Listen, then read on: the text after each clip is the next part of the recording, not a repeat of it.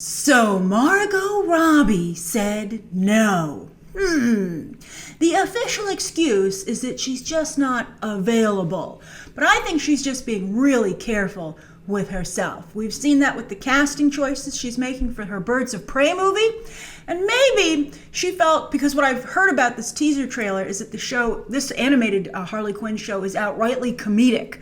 And maybe Margot Robbie felt, she doesn't have the comedic chops to maybe deliver such zingers. I think she's too hard on herself. She is beloved by many as Harley Quinn, and I think that she should realize that she can take the competition, and she can. I think she could clear these hurdles. I think she could do a good job. I mean, if the comedy's well written, I think we'll see. But I think if the jokes are good enough, I think she could deliver. But she should not. She should have made herself available for this show for the following reasons. First off, it's never good to have competing versions of a character because you risk fans saying, hey, Cuoco is better, right? You don't want that to happen.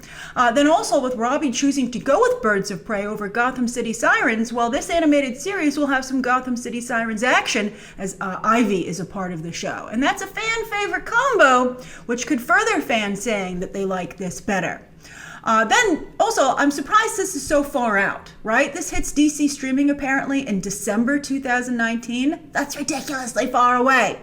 I guess it makes sense with Birds of Prey hitting theaters in February 2020, but that still seems like a ridiculously long time to wait. But I'm very excited for it, right? In some ways, a little bit more than the Birds of Prey movie, because I love Harley and Ivy since they were iconically introduced as a duo on the animated series.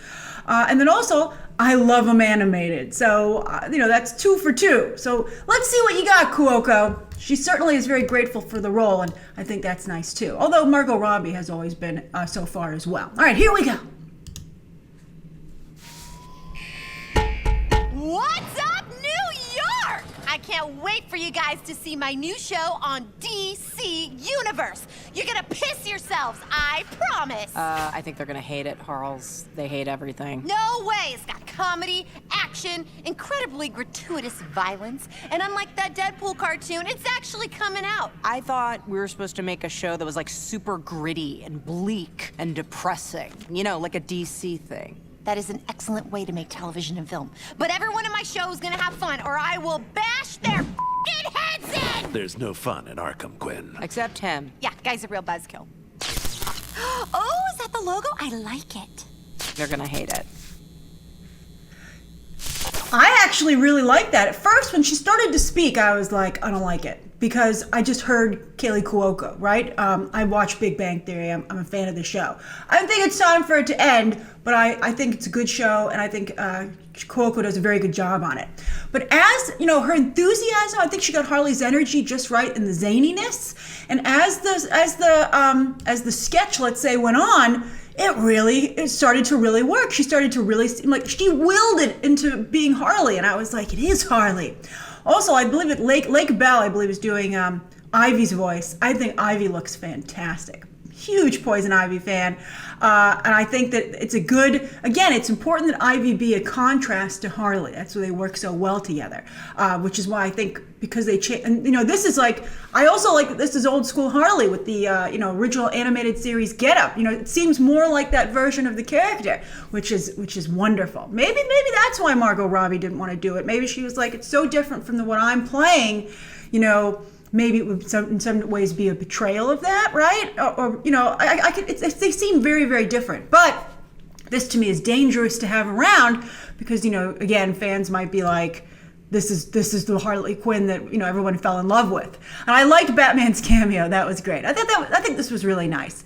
I heard someone say that they thought this took a shot at DC. I don't think it was taking a shot at DC movies whatsoever. I mean, this is dark and gritty, but but with the fun way of what Gotham City Sirens should be. By the way, I believe that Ivy's reading Mad Love because that's still in that panel that we can see when she's holding it is that famous panel from the Mad Love comic.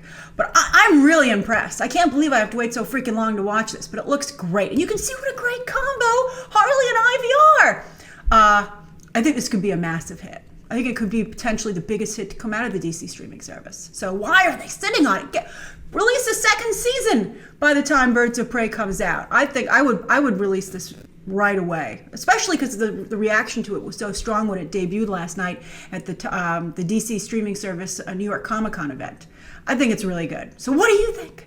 I mean, like, for instance, I just recently reviewed Titans, and I said, maybe you want to subscribe to DC streaming, but, maybe you want to wait till you can watch the Titans show all at once, and binge it when the whole season's out.